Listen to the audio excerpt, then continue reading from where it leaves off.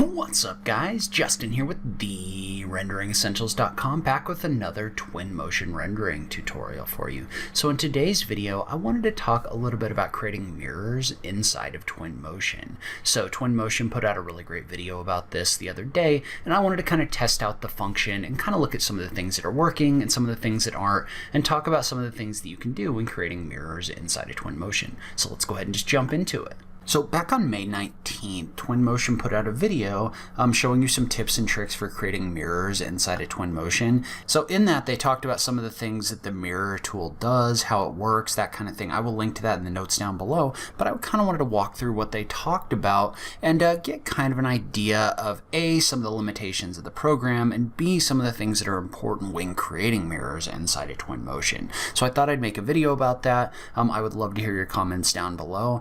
So what we're going to do is we're going to start off and we're going to go into Twinmotion, and I'm just going to open up the demo scene that ships with Twinmotion, so the materials room scene. And so if we look at this, first of all, I didn't realize that in Twinmotion 2020 they had updated this, but they updated this with some additional model stuff in here, some of the higher resolution people models, things like that. So first of all, that's just pretty cool. I love it when they ship with good example models that you can kind of test out the features in. But the first thing I'm going to do is I'm going to delete out some of this context stuff, and we're going to put a mirror on the wall behind these people. So to start off, you can either add an object and add a mirror material, or you can just do a search in here. And we're just going to probably go back to our library before we do that. We'll just type in mirror, and there should be an object in here called wall mirror, which you can just drag in here in order to create a mirror inside of Twinmotion. And I'm going to go ahead and I'm going to scale that up a little bit. So I'm just going to scale this so it's a little bit bigger. Then we may have to move it out from the wall. No, it looks like we're good. Okay, cool. And so now let's take a look at what we can do with this mirror. And so right now, if you look at the mirror, it doesn't look very good, right? So you're not getting very good reflections or anything like that.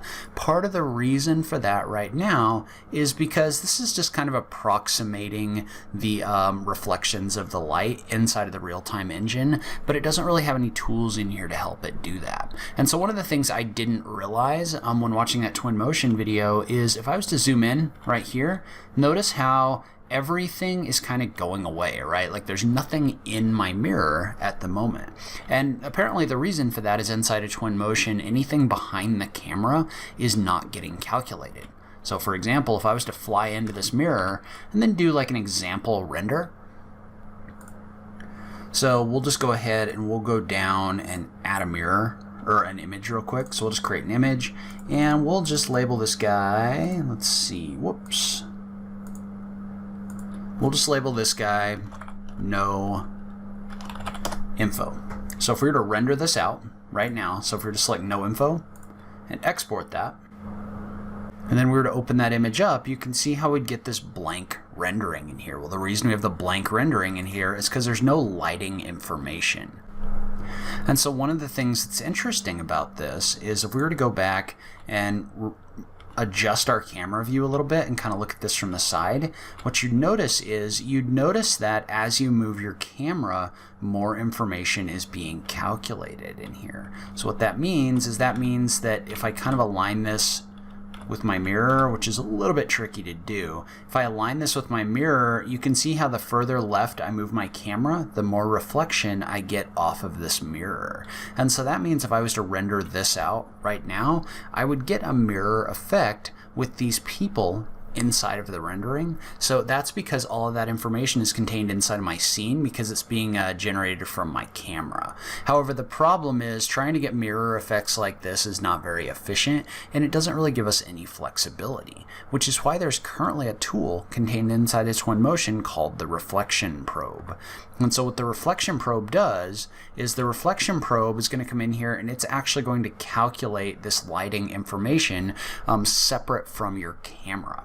And so you can find your reflection probe by going into your library under your tools, and there's an option in here for reflection probes. We've talked about this a little bit in previous videos. And basically what these do is these calculate reflection information of anything inside of the box or the sphere. And so the sphere works for like curved walls, and then the box is going to work for flat objects. Well, since our mirror is flat, we want to use the box. So I'm just going to drag that into my scene. Notice how as soon as I drag that into my scene, now all of a sudden I'm getting information being calculated inside of my rendering. So now I can see reflections. And notice how as I move this around and as I adjust this, the image that's being calculated is being adjusted as well. So the closer I move this to my wall, the more my reflection image adjusts. And so you just have to kind of like place that in here a little bit. But notice how what I did is I actually moved outside of this box. And so notice how when you bring this in, this has like a bounding box inside of it. Well, as of right now, these people are actually outside of that bounding box. And so you could either move this off of the wall. Notice how as soon as I move off of the wall and these people are actually inside of the box, I'm getting much better information on my reflection. You can also adjust the size of this. So you can adjust the size of the probe. So let's say I wanted this to be like 3 meters or something like that. I can adjust this so that this box is bigger. And so honestly, there's not a lot in the documentation about the transition. So it says that the transition, basically this area sets where things fade out inside of your reflection. I'm not really 100% sure what that means, so we're just going to kind of leave it as is for right now. But just notice that the reflection information is being calculated inside of this reflection probe, and also note that you can adjust the way that this looks by selecting your reflection probe. It's like this, and moving it around. So you can move it closer to your wall in order to get a closer view, further away to get a further away view. So you just kind of have to figure out what looks good inside of this reflection. And so we could go through and we could export this with our reflection probe active, just like this. So if we wanted this view, we could add a new image. And we'll just call this, we'll just call this one mirror. And let's go ahead and export that. And so if we open up that image, you're going to see that you get a mirror or a mirrored light coming off of this mirror. However, we've got a little bit of an issue, and the issue is the resolution of this isn't very good. This is something that didn't really get talked about in the Twinmotion video. You have to adjust the resolution of your mirror if you're going to do this. Otherwise, it's going to give you a really low quality reflection, which is better for performance, but not good for your renderings. So what we need to do is we need to go up to Edit, under our Preferences, and under your settings, there's an option for reflection probe resolution. And so you can see how you can set your resolution both for your viewport and also your export. So I would recommend personally your viewport staying at a lower resolution and then your export being up at the highest resolution, because your exported image is the one that you really want. You really want the better look and the higher resolution. So let's go ahead and let's turn our export resolution up and click on OK. So this isn't going to change, but now if we export this again, and we open this up, notice how you get a much higher resolution reflection. So make sure that you turn your export resolution up to get a better result. So this is obviously a much better result. You're getting a much better mirror in here. And the last thing they talked about in the Twinmotion video, which I also didn't realize, is right now, for example, you can see how what we're getting inside of our view is we're getting kind of this doubled up view between our camera view and what's shown in our reflection plane. And so in order to adjust that, what we need to do is we need to go into our image settings under our camera. We need to go into our image settings. We'll create a new image here and we'll rename this Final. But if you go into your image settings under More, under your camera, in Visual Effects and Reflections, you can turn SSR off. And so when you turn SSR off, what that's going to do is that's going to set this inside of your camera view for your export so that it's not calculating in real time. It's just calculating what's calculated, or it's just showing what's calculated by the reflection probe. So inside of your image, you want to turn this off. Otherwise, this is going to try to calculate this based on your view as well as the reflection probe, and you'll get that kind of weird result. So you can turn this off in your view. I'm going to go ahead and I'm going to, first of all, I think I'm going to move my reflection probe down a little bit. Or maybe up is what I needed. So we're going to go ahead and move that up a little bit. And I'm just trying to get it where it's actually giving me a reflection based on where my camera view is. Once I've done that, you can just update your scene like this. Then we'll just do an export of our final image. So we can go in here, start our export.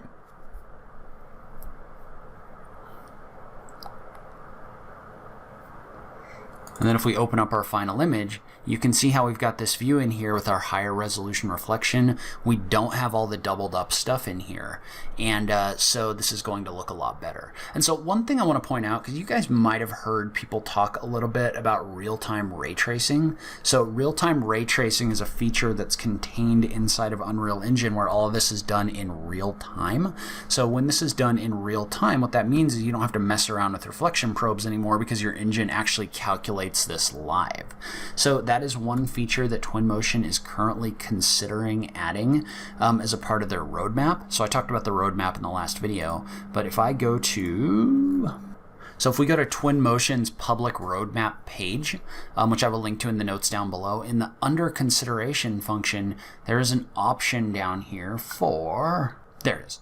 There's an option down here for ray tracing support. So if you click on this, they are currently considering adding the ray tracing support. Note that this is currently limited to NVIDIA RTX GPUs. So you have to have a newer, you need to have a newer graphics card in order for this to work, but they are considering adding this. I would recommend you guys all go in here and you click on whatever you think for how important this is to you. For me, this is really important because it really kind of takes your renderings to the next level, but you can actually click on one of these, so important, critical, whatever, and actually leave a note on why this feature would be important to you. So if that's something you're interested in, consider going to their public roadmap and leaving a note about why it's important. Please be detailed. If you just say because it's cool, I mean, they're trying to make developer decisions here, so you need to give a little bit more information than that. But I would recommend going onto that roadmap page and kind of leaving your feedback on why new features are important. Alright, so that's where I'm going to end this video. I guess I made a video about a video that's longer than the video, but hopefully you found this helpful. Hopefully this will help you get some better mirror results inside of Twinmotion. Leave a comment below. Let me know what you thought about this video, what you think about this format. I just love having that conversation with you guys. If you like this video, please remember to click that like button down below. If you're new around here, remember to click that subscribe button for new rendering content every week. As always, thank you so much for taking the time to watch this. I really appreciate it, and I will catch you in the next video. Thanks, guys.